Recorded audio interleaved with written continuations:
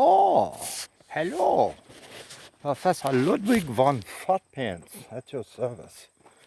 What are we doing today? We are working on the big Swedish meatball. So, the valve on this thing is leaking like Niagara Falls. You go around the other side so the sun ain't in your face. So, Jess took it out yesterday afternoon. We figured we'd fix it because oil is just too dang expensive. Hey, there's my papa left here. This stuff's good. Grapefruit. Yummy. Not supposed to have grapefruit, but whatever. So, yeah. This is the valve und der Traktor und der Swedish Traktor, ja, und der Rodney. So, Jesse marked it all up with, what do you call it, silly stuff that, them colored zippies, all the crap. Yes, I took the windows out of it because they're all marred up like that, so I gotta put some new ones in it before winter. I gotta do some grease seals on it, wheel seals. I'm gonna see, I was gonna talk to Mike Berg. He probably knows, but Rodney wanted $345 or $304 a piece for wheel seals. That's crazy. I don't know. Seems to me I can get some. I don't know. I wasn't going to order them because it needs like 4 of them right now. And I don't have $1,200 to pull on wheel seals. So I was going to just wait till I'm done with this job. We've been pouring oil in it once a week or so, adding some oil so it ain't too low. But I'm just going to pull one apart when I get the time and see if I can't match it, just a natural seal or something. I don't know. Somebody on here might know. Mike Berg would probably know what the seals are. And the wheel seals, they gotta be pretty common, I would think. Anyway, here's some hemlock poop and some hardwood poop wood. That's pulpwood for all you guys who don't know me. So we threw the valve on the back of my pickup and drove over here in the shade because it was pretty nice and cool this morning, but it's 11 something o'clock. It's getting warm. It's gonna be 82 or something. So we figured we'd get out of the sun. We have had some extraordinary lovely weather this summer. Nicest summer I can remember. Just beautiful. We got a little rain, and we do need some, but you know how that goes. For the logger, it's like, I love it dry. But, you know, the farmers and everybody probably could use some rain. The lawns are pretty brown. But boy, I'll tell you what, beautiful weather. Just 80s, sunny. Every few days it gets humid, but oh, here's my trusted assistant Beaker. Here at the Muppet Labs. Professor Bunsen Honeydew at the Muppet Labs. Yeah. What are you doing, Jesse? Having fun. Are you having fun? Having fun. Show everybody what you're doing. Look at these those are little butt plugs. And these, let me see it. It's got a little backup, that little white ring is a backup ring and a little O-ring. And let me tell you, these are fun. I did a couple and then I said, here, you can do these. So, how do you like the back of his Jeep? Ain't that cool? What a nice covered wagon it makes. So anyway, I was telling the folks we're rebuilding the valve on the Swedish meatball. So, oh, look at these little bastards. Oh, those are empty. Look at these. We got more here. Look at all these O-rings. We got a whole box of O-rings. We got these. We got backup rings. I'm going to have to put these on pretty quick. So, yeah, how fun, huh? So you're having a really good time? I'm having an amazing time. Really? That's cool. We got to give a little shout out to your son. Huh?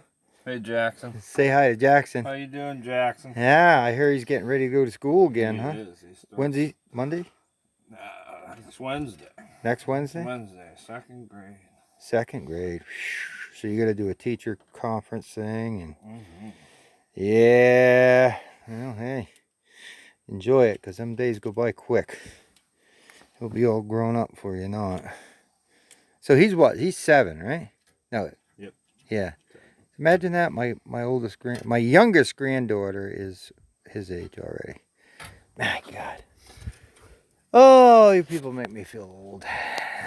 Okay, so I'm going to show the fine folks in Utubia land what we're doing with this monstrosity.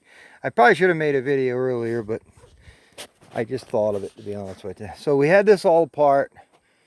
We had every section apart. Put all new O-rings. Here's a pile of old O-rings. Anybody needs some slightly used O-rings, I'll make you a hell of a deal. But anyway, so each one of these sections has, I don't know, what was there, 5 or 6 O-rings in it, each one, and shims.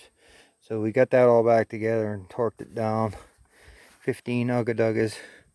Now these, what we're working on now, these are all of the, basically the electric tram for the pilot controls. So each one of these, that's where those little doodads, those little butt plugs he's working on come from here. And they do each section of these valves. So they're in between each section of these, and we're going to do them, put them back together. And then these, the pilot caps, I got to put them O-rings and backup rings on these. There's 7 on each side of the valve. So I'm over here working on these things right now. Here's the other side of the valve. So I sequenced them so we can put them all back. Because each one of these is set differently for what it's doing. So I want to make sure they all go. They're the same product. I don't think it would make a huge difference. Other than the settings might be set different for each control. You know, these are like stroke limiters on here. The middle adjustment screw. It's like a stroke limiter, I believe, which controls the volume of oil and how fast the valve will move. So if each one of them is settled differently, which they are, you can see different distances on those nuts. I think these are a relief, the little ones. So each one is set according to the valve, so that's why I put them in sequence. So here, look at, don't I need some more crap in my truck? I got more crap in this truck. I put another box on. I got the big mother load of impacts up here. Whoa, that thing's a beast. No. Oh, what happened? I ain't supposed to do that. So I am working on these divine little creatures. And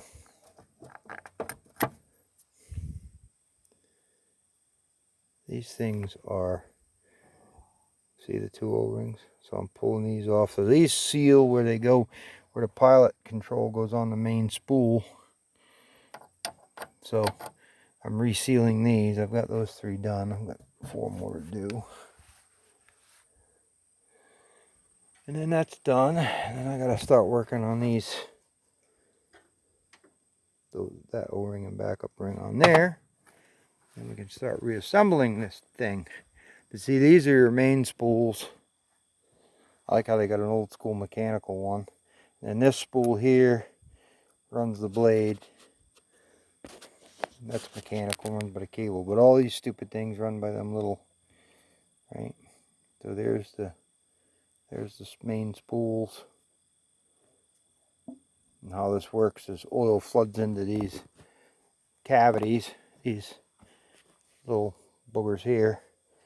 Pilot oil. This controls when you hit your button, it opens the valve and the oil comes in and floods the chamber basically, and then pushes the main valve. This is the main valve that controls the work. You know, here's your hoses out, you know, like this was main boom, maybe, I can't remember which one does which, but this was main boom.